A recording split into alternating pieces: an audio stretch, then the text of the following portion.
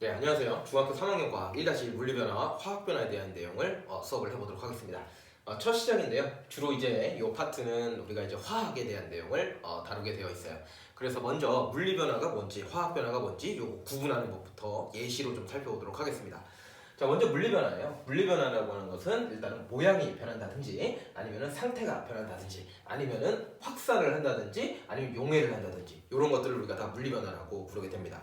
그러니까 예를 들어서 모양이 변하는 것은 뭐 컵이 깨진다라든지 아니면은 종이를 자르거나 아니면은 접거나 한다든지 아니면 음료수 캔을 찌그러뜨린다라든지 이런 것들을 우리가 이제 모양이 변하는 케이스인데 다 물리변화라고 얘기를 하고요.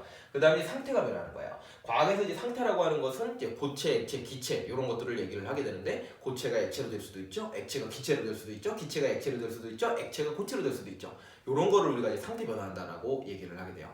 그래서 예를 들어서 뭐 아이스크림이 녹는다. 고체가 액체가 되는 거죠. 그 다음에 유리창에 김이 서린다. 대기 중에 수증기, 기체가 김은 액체예요. 그래서 대기 중에 수증기가 김이라고 하는 이제 액체로 변하는 상태 변화를 일으키게 되는 거고요. 물을 끓이면은 수증기가 발생한다. 그래서 이제 물이라고 하는 액체를 끓이면은 가열을 하면 이제 수증기, 기체로 이제 상태가 변화하게 되죠. 이런 것도 우리가 물리 변화라고 얘기를 하게 되는 것이고요. 세 번째로는 확산입니다. 물에 잉크방울을 하나 두면은 잉크방울이 퍼진다. 아니면은 이제 향수 냄새가 퍼진다. 방구 냄새가 퍼진다. 이렇게 이제 뭔가 입자들이 퍼지는 걸 확산이라고 하는데 이것도 물리 변화고요. 마지막으로 이제 용해예요. 그래서 설탕이 물에 녹는다. 염화칼슘이 물에 녹는다. 이런 것들은 우리가 이제 용해야 된다라고 이제 전문적으로 용어를 표현하게 되는데 이렇게 네 가지를 우리는 다 이제 물리 변화라고 얘기를 하게 됩니다.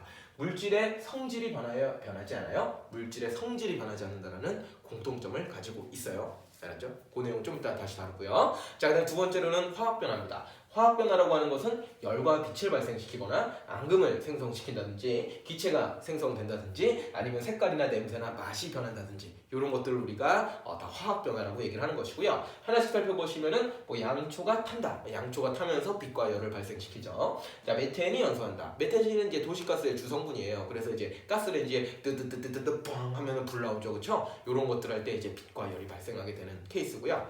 두 번째로 이제 앙금이 생성되는 거예요. 앙금 반응식 우리가 뒤에서 살펴볼 건데요. 먼저 일단 좀 익숙해지라고 몇 가지 좀 써놔봤어요.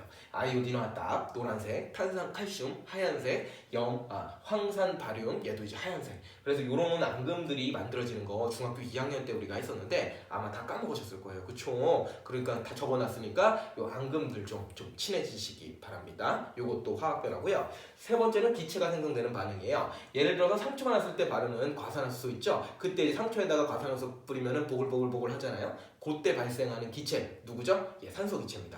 그런 변화거나 아니면은 이제 달걀 껍데기 탄산칼슘을 주성분으로 하죠. 여기다가 이제 염산을 뿌리게 되면은 이제 부글부글하면서 CO2 기체가 나오게 되는 것이 있고요. 그 다음에 이제 금속에다가 염산을 뿌리게 되면은 이제 또 금속이 좀 픽 되면서 이제 기체가 나와요. 그때는 이제 수소 기체가 나온다는 거. 좀 알아두세요. 기체 반응식 세 가지. 그러니까 무슨 기체 나오는지 좀 지금 암기를 합시다. 과산화수소는 뭐예요? 산소요.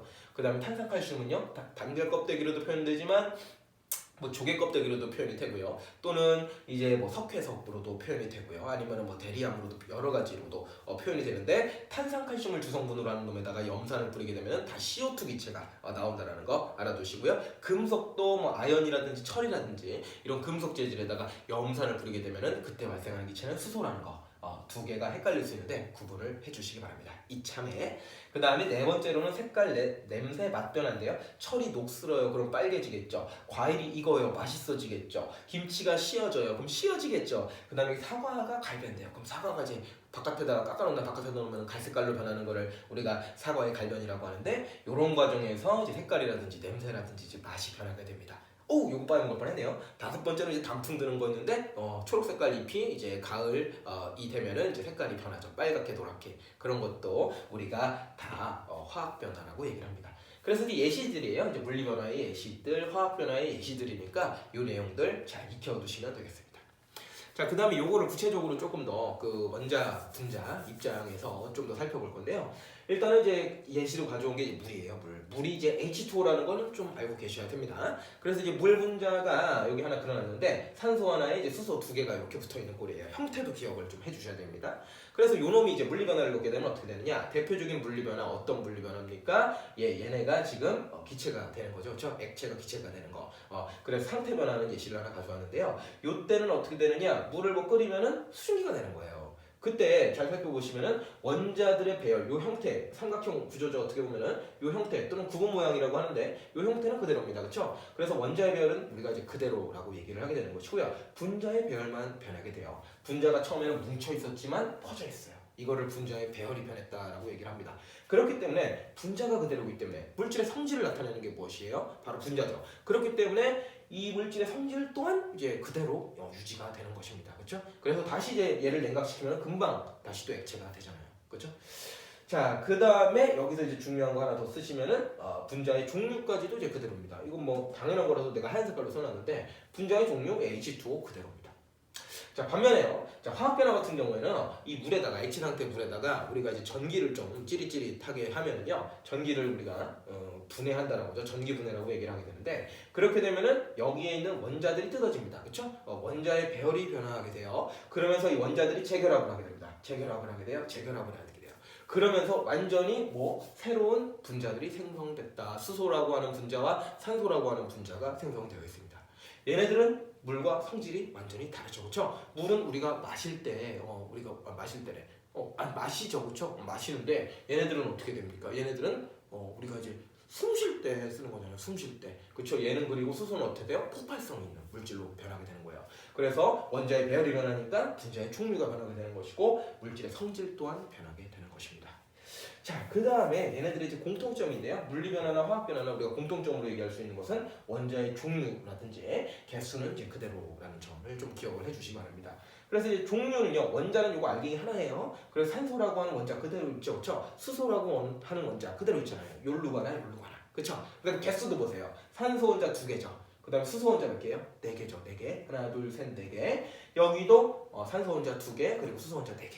그 다음에 여기도 산소 원자 2개, 수소 원자 4개. 예, 당연히 원자는 안 없어지니까 또 새로 생기는 것도 아니니까 새로 생기지도 않으니까 당연히 이제 일정하게 유지가 되는 공통점으로서 되고요. 그렇기 때문에 당연히 물질의 총 질량도 이제 그대로가 유지가 됩니다. 질량이라는 거를 바로 원자가 가지고 있잖아요. 그러니까 원자는 이제 그대로 있으니까 당연히 총 질량도 그대로 유지가 됩니다.